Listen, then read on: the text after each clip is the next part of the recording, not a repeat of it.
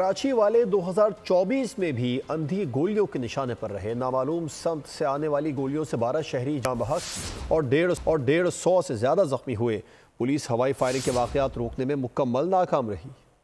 कराची में रवां साल भी अमनो अमान की सूरत हाल इंतहाई अबतर रही। शहर बेअमा के बासियों का कदम कदम पर मौत से सामना। गोली आई, लगी, कोई शहरी जान से गया तो कोई जख्मी हो गया। गोली कहां से आई, किसने चलाई, किसी को मालूम नहीं। कराची में 2024 में भी ये रविश खत्म न हुई।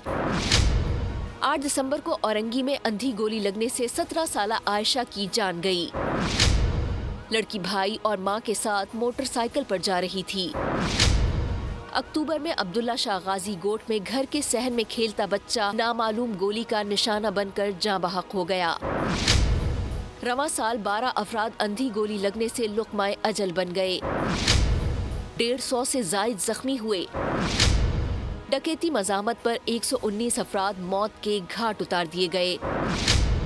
ट्रैफिक हादसात ने 122 शहरियों की जिंदगी का चिराग गुल कर दिया। कराची वालों का कहना है कि पुलिस शहरियों के तहफ़्फ़ुज़ में मुकम्मल नाकाम हो चुकी। शहर में कानून पर अमल दरामद और अमनो अमान का क़याम यकीनी बनाया जाए। सब्सक्राइब करें और बेल दबाएं ताकि कोई खबर रह न जाए।